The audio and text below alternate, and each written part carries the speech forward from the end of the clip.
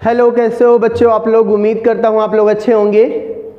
स्वागत है आपका अपने YouTube channel model coaching classes में। और मैंने अभी एक लेक्चर आपको दिया है, ये सेकेंड लेक्चर होगा। और आप देखिए हम लोग पढ़ने वाले हैं जो स्थिर विद्युत, ये पहला यूनिट होगा और चैप्टर होगा विद्युत क्षेत्र तथा गाउस प्रमेय। मैंने एक लेक्चर समझाया था, उस लेक्चर में हम लोग डिस्कस किए थे कि चार्ज कैसे उत्पन्न होता है, चार्ज कितने प्रकार के होते हैं, पॉजिटिव निगेटिव चार्ज कैसा होता है। हम लोगों ने इलेक्ट्रॉनिक विधियाँ पढ़ी थी, हम लोगों ने आवेश की इलेक्ट्रॉनिक विधियाँ पढ़ी थी। और हम लोगों ने क्या पढ़ा था, उसके बारे में हम लोगों ने पढ़ा था कि धनावेश क्या होते हैं, ऋणावेश क्या होते हैं। मतलब हम लोगों ने इससे कई फैक्ट को देखा था। ठीक है, आज हम लोग जानेंगे कि किसी भी चीज़ को चार्ज कितने तरीके से कर सकते हैं। ठीक है ना, किसी भी चीज़ को चार्ज करने के लिए हमारे पास तीन विधियाँ होती हैं। पहली विधि है चार्जिंग बाय फ्रिक्शन, या इसको रबिंग भी बोल सकते हो। फ्रिक्शन या क्या बोल सकते हैं हम लोग, रबिंग। रबिंग मतलब रगड़ना। ठीक है, तो हम लोग क्या बोलेंगे, चार्जिंग बाय फ्रिक्शन, घर्षण द्वारा आवेशन। चार्जिंग बाय कंडक्शन या कांटेक्ट, चालन द्वारा आवेशन। और चार्जिंग बाय इंडक्शन, प्रेरण द्वारा आवेशन। ठीक है, तो ये तीनों हम आवेशन को आज देखेंगे।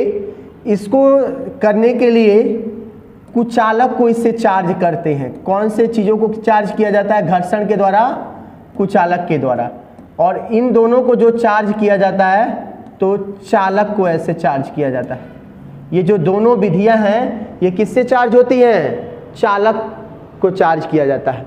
चार्जिंग बाय कंडक्शन या कांटेक्ट, चार्जिंग बाय इंडक्शन, ये दोनों चालक के लिए होता है। और चार्जिंग बाय फ्रिक्शन या रबिंग जो होता है वो कुचालक के लिए होता है। ठीक है, अब हम थोड़ा सा समझते हैं ये क्या होता है। मतलब देखो, कोई भी चीज़ों को चार्ज आवेशित करने के लिए हम तीन विधियों का यूज करते हैं। अच्छा ये बताओ, आप लोग अपने मोबाइल को चार्ज करते हो ना, तो मोबाइल को चार्ज कौन से विधि से करते हो, चार्जिंग बाय कांटेक्ट। चार्जर को उसमें लगाते हो तो जाके आपका मोबाइल चार्जिंग होता है। ये क्या है, चालन द्वारा आवेशन होता है। ठीक है, चार्जिंग बाय इंडक्शन होता है प्रेरण द्वारा आवेशन। इसको भी अभी समझते हैं, सभी चीज़ों को अच्छे से समझते हैं। पहला पॉइंट होगा आज का, क्या अपना पहला पॉइंट, चार्जिंग बाय फ्रिक्शन। ये पहला आज का पॉइंट होगा। ठीक है, चार्जिंग बाय फ्रिक्शन, आवेशन। देखो चार्जिंग बाय फ्रिक्शन क्या होता है, इसमें केवल कुचालक पदार्थ को ही चार्ज किया जा सकता है, चालक को चार्ज नहीं किया जा सकता है। ठीक है, एक चीज समझ में आ गया।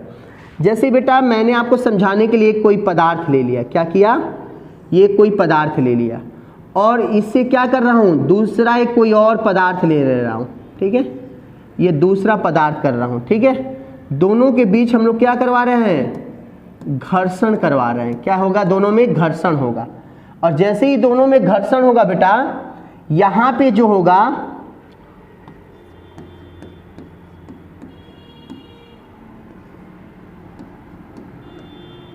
ऊष्मीय ऊर्जा उत्पन्न होता है। क्या होता है, ऊष्मीय ऊर्जा। क्या होता है, ऊष्मीय ऊर्जा उत्पन्न होता है। ठीक है ना। अब इस चीज़ को थोड़ा सा मैं आपको और क्लियरली अंडरस्टैंडिंग करवाने की कोशिश कर रहा हूं कि ऊष्मीय ऊर्जा ये कैसे क्या होता है।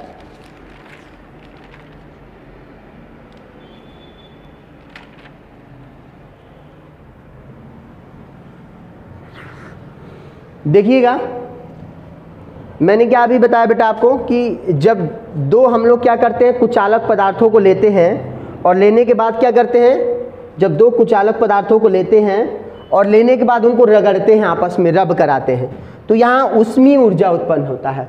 और ऊष्मीय ऊर्जा उत्पन्न होने के कारण ये क्या हो जाता है, चार्ज होता है, आवेशित हो जाता है। ठीक है ना। तो जब एक कुचालक को किसी दूसरे कुचालक से हम क्या करते हैं, रगड़ते हैं, तो रगड़ने के कारण क्या होता है, उन दोनों के घर्षण वाले स्थान पर क्या जाता है, घर्षण वाले स्थान पर ऊष्मीय ऊर्जा उत्पन्न हो जाता है, जिसके कारण वह पदार्थ आवेशित होता है। देखो जब आप रगड़ रहे हो ना, तो इसके बाह्यतम कक्षा के जो इलेक्ट्रॉन होते हैं, बाह्यतम, कूद के दूसरे पदार्थ में चले जाते हैं। और जब बाह्यतम कक्षा के इलेक्ट्रॉन इस पदार्थ से इसमें जाते हैं तो ये पदार्थ क्या हो जाता है, आवेशित हो जाता है। ठीक है ना।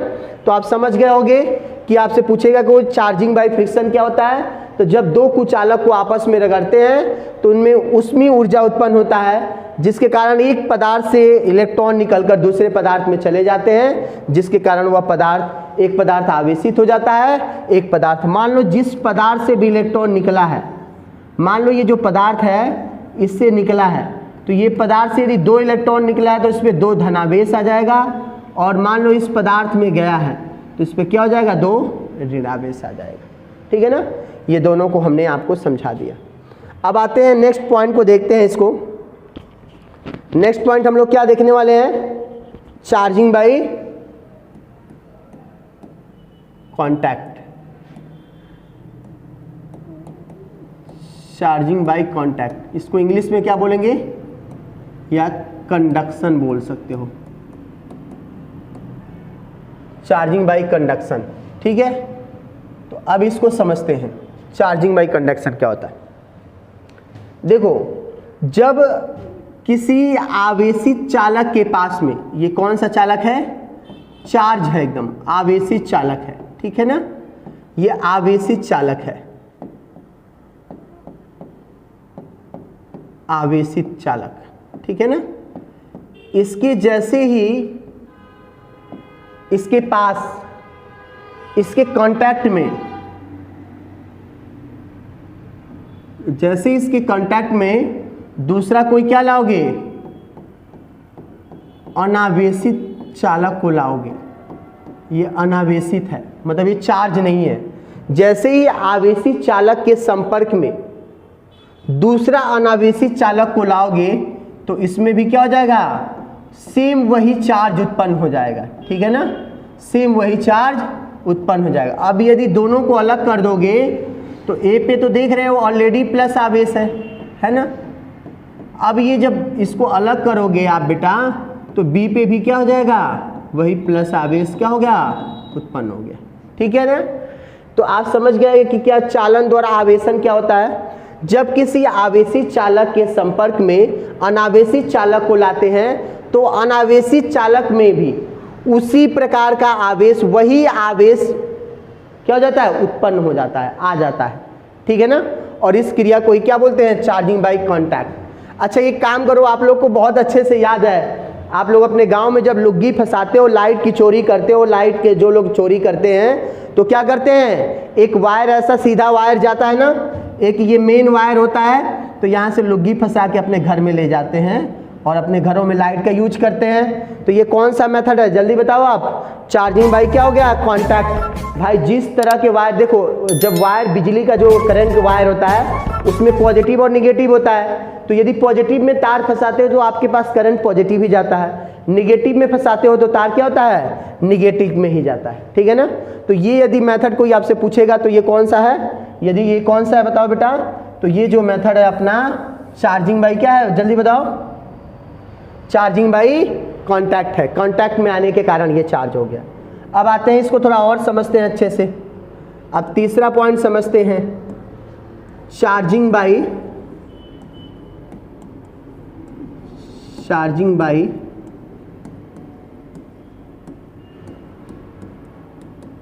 Induction. Charging by induction, induction क्या होता है समझिएगा। जैसे ये कोई एक प्लेट है, इसका नाम हमने समझाने के लिए ये दे दिया। अब इसको आप चार्ज कर रहे हो, तो चार्ज करोगे तो यहाँ क्या आ जाएगा, प्लस आवेश आ जाएगा, यहाँ क्या हो जाएगा, चारों तरफ प्लस आवेश आ जाएगा। जैसे ये देखो, ये आवेशित प्लेट है, ये क्या है, आवेशित है, चार्ज है, इसको आप मान लो प्लस क्यू चार्ज दे रहे हो, और जैसे ही इसके नज़दीक कोई एक और प्लेट बी ला दो, क्या कर रहे हो, बी ला दोगे, तो जैसे बी लाओगे ना बेटा, तो इसके अंदर वाले तल पे क्या आ जाएगा, माइनस, और बाहर वाले तल पे क्या हो जाएगा, प्लस आवेश उत्पन्न हो जाएगा, याद रखना। और इस घटना को ही हम बोलते हैं, क्या हो गया, प्रेरण द्वारा आवेशन। क्या बोलोगे परिभाषा, जब किसी आवेशित प्लेट के पास उदासीन या आवेशित प्लेट को लाते हैं, उदासीन या अनावेशित प्लेट को लाते हैं, तो अनावेशित प्लेट के अंदर वाले तल पर माइनस क्यू आवेश और बाह्य वाले तल पर प्लस क्यू आवेश प्रेरित हो जाता है। इस घटना को ही क्या बोलते हो? विद्युत क्या बोलते हो? विद्युत प्रेरण बोलते हैं। क्या बोलते हैं? विद्युत प्रेरण। फिर परिभाषा समझते हैं। अब इनको यदि अलग अलग करोगे आप तो इस पे क्या रहेगा? ये तो चार्ज है तो इस पे तो प्लस ही रहेगा, लेकिन इस पे क्या हो जाएगा बेटा? इस पे क्या हो जाएगा? इधर वाले तल पर माइनस आ जाएगा और इधर वाले तल पे क्या आ जाएगा? प्लस आ जाएगा। अब यदि मान लो बाह्य तल को पृथ्वी से आप जोड़ दो, ये तो देखो ये तो प्लस ही रहेगा हमेशा, ये तो प्लस ही रहेगा बेटा। अब यदि आप बाह्य तल को पृथ्वी से जोड़ दोगे, बाह्य तल को पृथ्वी से जोड़ दोगे तो बाहरी तल का संपूर्ण धनावेश क्या हो जाएगा? पृथ्वी में चला जाएगा। अब ये जो प्लेट बी है ना बेटा, इस पर केवल क्या अपने पास बचता है? माइनस क्यू आवेश शेष बचता है। ठीक है ना? तो आप मेरे बातों को समझ गए होंगे कि जब आवेशित प्लेट के पास किसी अनावेशित या उदासीन प्लेट को लाते हैं, लेकिन देखो ये दोनों चालक प्लेट होंगे। ये जो अभी दो मैं आपको पढ़ा रहा हूँ, चार्जिंग बाई कॉन्टैक्ट, चालन द्वारा आवेशन और प्रेरण द्वारा आवेशन, ये दोनों किस में लागू होता है? ये चालक के लिए लागू होता है। यदि चालक नहीं होगा तो लागू नहीं होगा। ये चीज अपने को ध्यान देना है। कुचालक में कौन सा रूल लगता है बताओ? कुचालक में क्या होता है? कुचालक क्या होता है? इसमें कुचालक को किससे चार्ज करते हैं बताओ? घर्षण द्वारा आवेशन या रगड़ने के कारण आवेशन करते हैं। ठीक है ना? तो ये समझ गए आवेशन क्या होता है। किसी भी चीज को चार्ज करने की तीन विधियां होती हैं। पहला क्या हो गया बताओ? घर्षण द्वारा आवेशन, दूसरा चालन द्वारा आवेशन, तीसरा जो हो गया क्या हो गया? प्रेरण द्वारा आवेशन। बताओ घर्षण द्वारा आवेशन केवल कुचालक को करते हैं। जब दो कुचालकों को आपस में रगड़ते हैं तो बाह्य तल का जो क्या होता है? इलेक्ट्रॉन दूसरे बाह्य तल का जो क्या होता है? बाह्य तल से एक इलेक्ट्रॉन निकलकर दूसरे पदार्थ में चला जाता है, जिसके कारण वह क्या हो जाता है? उसमें आवेश उत्पन्न हो जाता है। अब बताओ यहाँ पे समझो क्या कांटेक्ट का मतलब होता है, कंडक्शन का मतलब होता है जब आवेशित प्लेट के पास संपर्क में किसी अनावेशित प्लेट को रखते हैं। एकदम टच करके रखना, ये एकदम क्या होना चाहिए? ये एक दूसरे के क्या होना चाहिए? संपर्क में होना चाहिए था, संपर्क में होना चाहिए था। ठीक है ना? संपर्क में होगा तो ये प्लेट पर भी सेम उसी प्रकार का आवेश आ जाएगा और ये कुछ इस तरह से अपने को दोनों पर धनावेश आ जाएगा। अपने मोबाइल को भी हम चार्ज ऐसे ही करते हैं ना, अपने मोबाइल को भी हम चार्ज इसी तरह से करते हैं। ठीक है? तो मुझे लगता है चार्जिंग बाय इंडक्शन समझ गए होंगे आप। अब आते हैं एक पॉइंट और समझाते हैं आपको। आज का जो अपना नियम है आवेश संरक्षण के नियम, law of conservation of charge. क्या पढ़ने वाले हैं आज हम लोग? हमें जो पढ़ना है उसका नाम क्या है?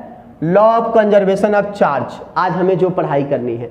अच्छा बताओ law of conservation of charge क्या है? जैसे आप लोगों ने 11th में पढ़ा था ऊर्जा संरक्षण का नियम, law of conservation of energy. क्या पढ़ा था ऊर्जा संरक्षण के नियम? न तो ऊर्जा को हम उत्पन्न कर सकते हैं, न ही ऊर्जा को नष्ट कर सकते हैं, बल्कि ऊर्जा को एक रूप से दूसरे रूप में बदल सकते हैं। यही 11th में आपने पढ़ा था। तो आपसे कोई पूछेगा आवेश संरक्षण का नियम, तो यही बोलना है। क्या बोलना है?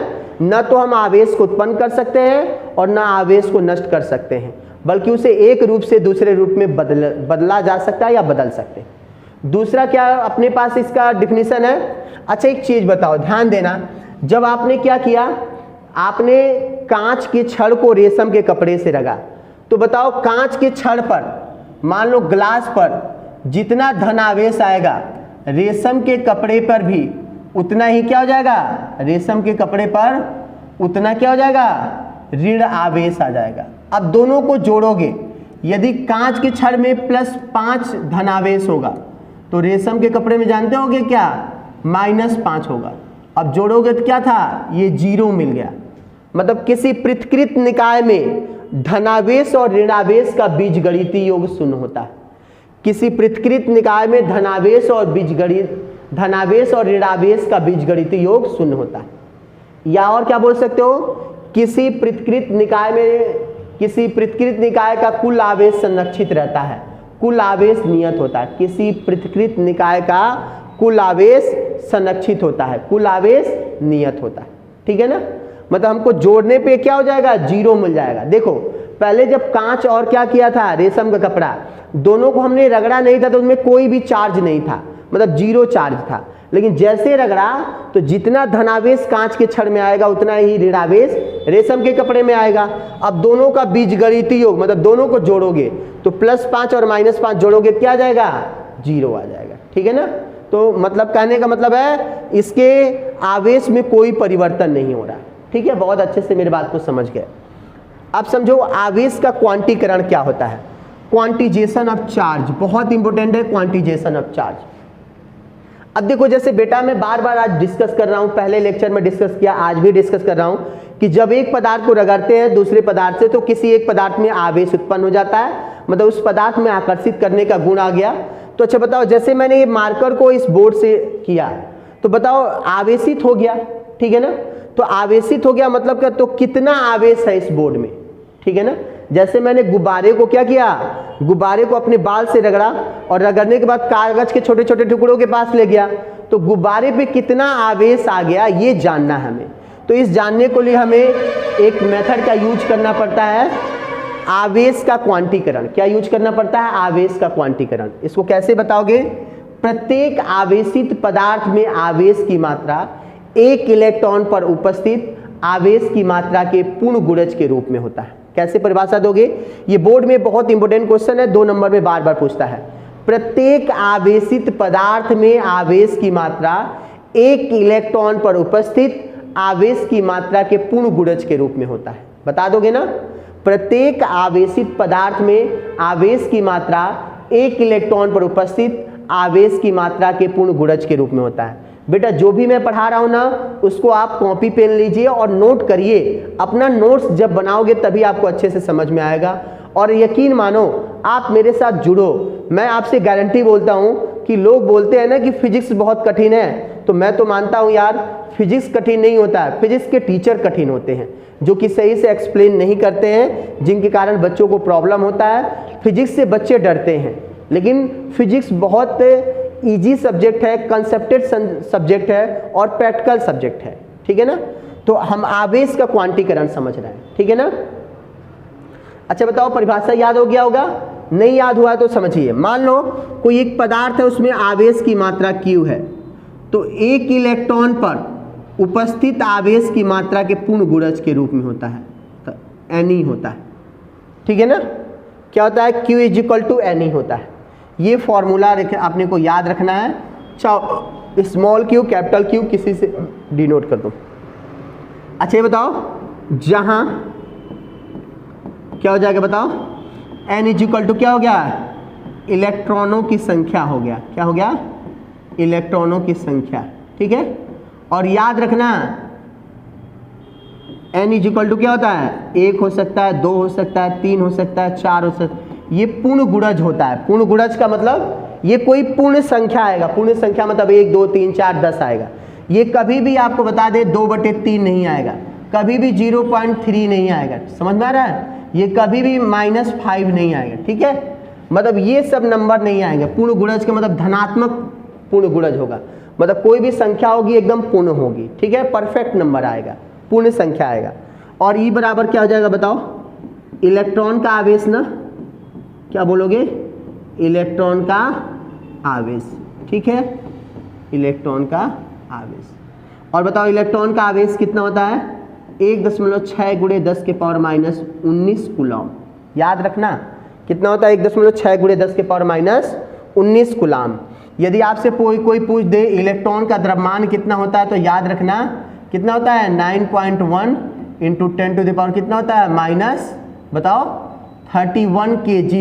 ये सारा चीज़ मैं बताया हूँ, बेसिक चीज़ें हैं, इसको अपने को रिमेंबर रखना पड़ेगा, याद रखना पड़ेगा, तभी अपने को बनेगा। ठीक है, तो अपने को याद हो गया, प्रत्येक आवेशित पदार्थ में आवेश की मात्रा 1 इलेक्ट्रॉन पर उपस्थित आवेश की मात्रा के पूर्ण गुणज के रूप में होता है। ठीक है, तो आप समझ गए ये आवेश का क्वांटीकरण कितना, Q = ±Ne। प्लस मतलब पदार्थ धनावेशित भी हो सकता है और ऋणावेशित भी हो सकता है, लेकिन जब हम न्यूमेरिकल इसमें सॉल्व करेंगे तो ये प्लस माइनस को नहीं लेके चलेंगे। ठीक है, और आप लोगों को बहुत जल्दी अभी ये सब पढ़िए, और जैसे हमारा थोड़ा सा अभी सेटअप और अच्छे से हो जा रहा है, अभी कैमरा वैमरा लग जा रहा है, तो ये सारे चीज़ हम आपको PDF में फॉर्म करेंगे, सब आपको PDF से मिल जाएगा। हमसे ज्वाइन होइए, हमें सब्सक्राइब करिए, दोस्तों को बताइए, ठीक है। क्योंकि जितना आप शेयर करोगे, जितना यहाँ भीड़ लगेगी, उतने ही अच्छे टीचर आएंगे और उतने ही अच्छे टीचर पढ़ाएंगे। क्योंकि आप ही लोगों के कारण तो ये हम बना रहे हैं, आप ही लोगों के लिए तो बना रहे हैं। जब आपका हमें प्रेम मिलेगा ना, तो इसको हम और ज़्यादा अच्छे से क्या करेंगे, डेवलप करेंगे। जैसे पहले हम लोग व्हाइट बोर्ड में पढ़ाते थे, आपका प्रेम मिला तो प्रोजेक्टर से पढ़ाएं, अब आपका प्रेम मिला तो स्मार्ट बोर्ड से पढ़ा रहे हैं। और यदि आप प्रेम दोगे तो हम नीट जेई काफ़ी अच्छे अच्छे टीचर्स को हम लोग ला रहे हैं, जो कि आपको बहुत अच्छे से पढ़ाने का काम करेंगे, ठीक है। और आइए समझते हैं अब कुछ बेटा, इससे हम रिलेटेड न्यूमेरिकल लगाएंगे, ठीक है। आइए समझते हैं। पहला न्यूमेरिकल क्या है, किसी पदार्थ में 50 इलेक्ट्रॉन की कमी है तो उस पदार्थ में आवेश की मात्रा तथा आवेश की प्रकृति बताइए, ठीक है ना। कितनी कमी है, 50 इलेक्ट्रॉन उस पदार्थ में कमी है। अच्छा, एक चीज मैंने बताया था अभी कुछ देर पहले कि जिस पदार्थ में जितने इलेक्ट्रॉन की कमी होती है उसमें उतने ही प्रोटॉन ज़्यादा होते हैं, फलस्वरूप वह पदार्थ धनावेशित हो जाता है। और जिस पदार्थ में जितने इलेक्ट्रॉन की अधिकता होती है, जिसके कारण इलेक्ट्रॉन अधिक होते हैं, जिसके कारण वो ऋणावेशित हो गया। तो ये तो एक क्वेश्चन आपको समझ में आ गया, कमी है मतलब यह पदार्थ क्या होगा, धनावेशित है। मतलब जब दो पदार्थों को हमने रगड़ा है ना, तो एक पदार्थ से 50 इलेक्ट्रॉन निकलकर दूसरे पदार्थ में चला गया है, ये पूछ रहा है। देखो, कभी भी क्वेश्चन करना है ना बेटा, तो सबसे पहले गिवन दैट रखना है। गिवन दैट मतलब दिया है, क्या क्या क्वेश्चन में दिया हुआ है। न्यूमेरिकल बहुत आसान होता है सॉल्व करना, लेकिन न्यूमेरिकल तभी सॉल्व होगा जब हमें सभी पता होगा, फॉर्मूले अच्छे से पते होंगे, फॉर्मूले में किसको क्या बोलते हैं, ठीक है, कौन सा फॉर्मूला लगाना है और हमें क्या ज्ञात करना है, हमें समझ में आ गया। जैसे देखो, मैं यहाँ पे आपको समझाने की कोशिश कर रहा हूँ। सबसे पहले न्यूमेरिकल लगाने के पहले हम लोग लिखेंगे गिवन दैट। क्या लिखेंगे, गिवन दैट। क्या दिया है यहाँ पे बताओ, कितने इलेक्ट्रॉन की कमी है, 50 इलेक्ट्रॉन की कमी है, ठीक है। फिर क्या दिया अपने को बताओ, हम जानते हैं E = 1.6 × 10 के पावर माइनस क्या होता है, 19 कूलम होता है ना। तो हमें क्या निकालना है, आवेश का मात्रा, कितना उसके अंदर आवेश है तथा आवेश की प्रकृति बताना है, आवेश की प्रकृति। तो अच्छा बताओ, आवेश की प्रकृति बताना है अपने को और मात्रा बताना है। अच्छा बताओ, तो हम एक काम क्या करेंगे, हम एक काम करेंगे, क्या लिखेंगे, हम जानते हैं कि, क्या जानते हो बेटा आप, बोलोगे सर जी हम तो कुछ जानते ही नहीं, सब आप ही जानते हो, और बोलते हो जानते हैं कि।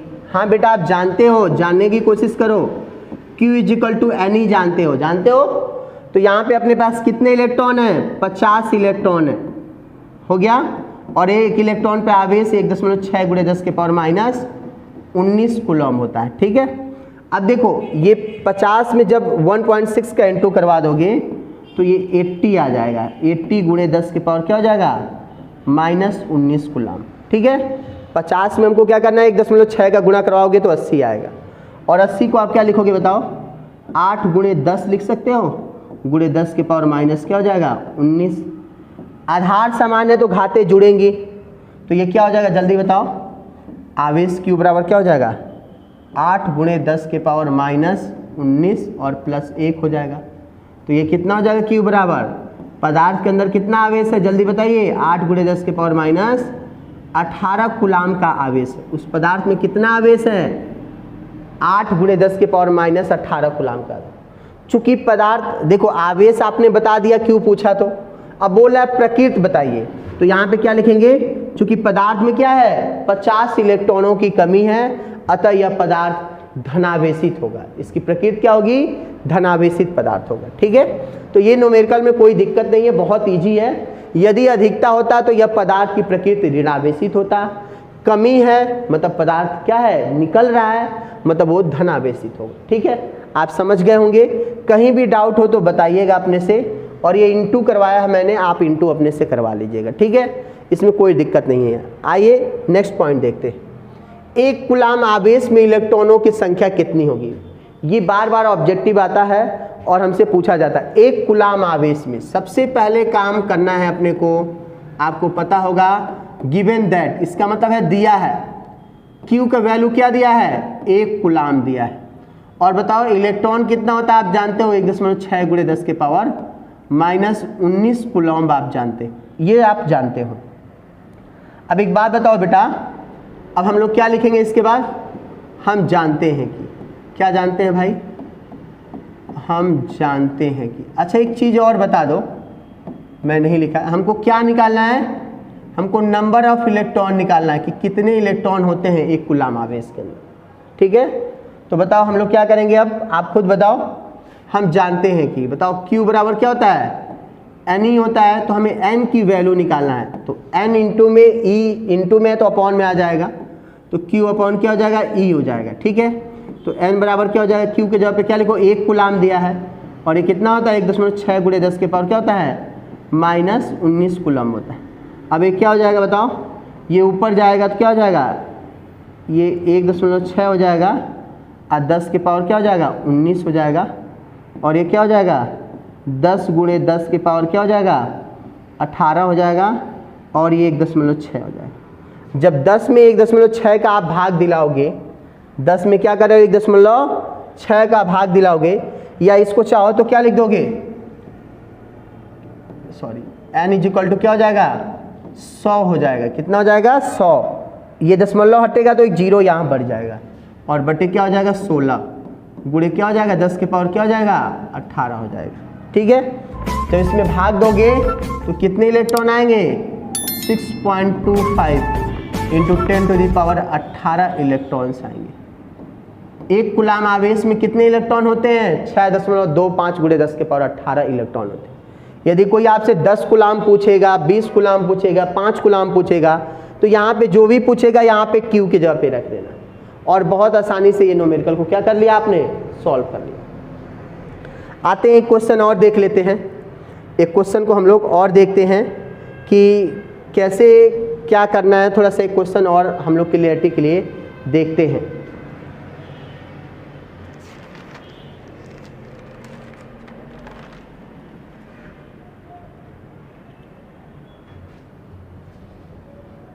ठीक है, ये क्वेश्चन है 3rd नंबर। क्या किसी पदार्थ में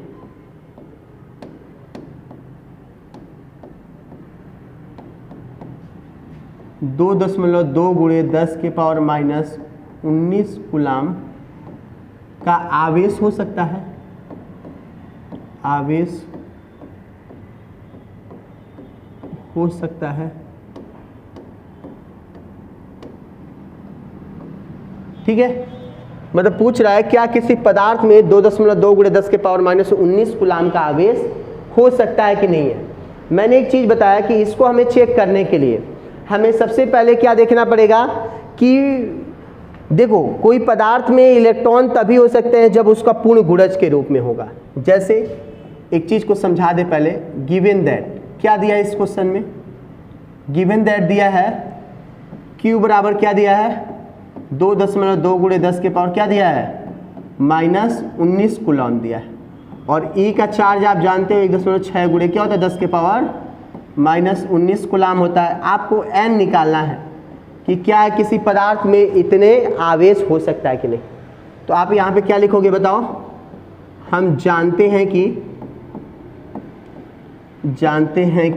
क्या जानते हो भाई?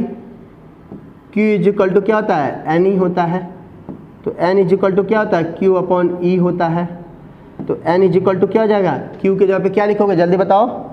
2.2 इंटू 10 टू द पावर क्या लिखोगे? -19, और क्या लिखोगे यहाँ पे? 1.6 × 10 के पावर -19 रखोगे कि नहीं?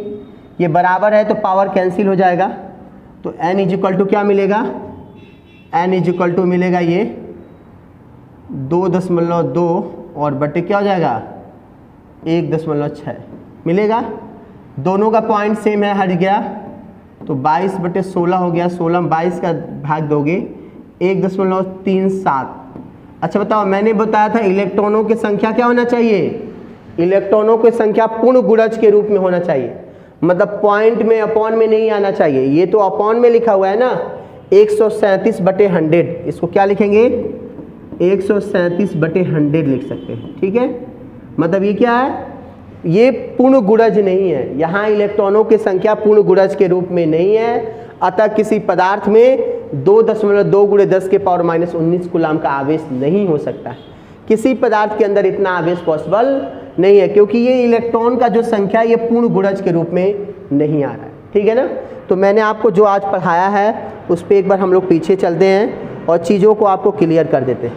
हमने क्या पढ़ा, सबसे पहले क्या पढ़ा, मेथड ऑफ चार्जिंग, चार्जिंग आवेशित करने की विधियाँ। मेथड ऑफ चार्जिंग 3 प्रकार से होता है, घर्षण द्वारा आवेशन, चालन द्वारा आवेशन, प्रेरण द्वारा आवेशन। मैंने समझाया कि ये घर्षण द्वारा आवेशन क्या होता है, चालन द्वारा क्या होता है, मैंने आपको समझाया। अब एक चीज़ समझिएगा, अब ये आ गया, मैंने आपको समझा दिया घर्षण द्वारा, ये सब समझाया। उसके बाद हम लोग यहाँ पे आए तो आवेश संरक्षण का नियम, इसको भी मैंने समझाया। फिर आपको बताया आवेश का क्वांटीकरण क्या होता है। फिर हमने एक न्यूमेरिकल या किसी पदार्थ में 50 इलेक्ट्रॉन की कमी है तो उस पदार्थ में आवेश की मात्रा तथा प्रकृति बताइए। मैंने फिर क्वेश्चन बताया 1 कूलाम आवेश में इलेक्ट्रॉनों की संख्या कितनी होती है। फिर मैंने जस्ट उसके बाद बताया कि क्या किसी पदार्थ में इलेक्ट्रॉन इतना हो सकता है कि नहीं हो सकता है, तो इसको चेक करने के मैंने तरीका आपको सिखा दिया। और आप लोगों का धन्यवाद कि आप लोग हमारा इतना सपोर्ट कर रहे हैं, और ऐसे ही अपना सपोर्ट प्रेम बनाए रखिए। और हम लोग काफ़ी अच्छा करने की कोशिश करेंगे कि आपको बहुत अच्छे से हिंदी मीडियम के बैच को पढ़ा सकें। टोटल NCERT पढ़ाया जाएगा। ठीक है। Thank you for watching my video. Bye bye, take care.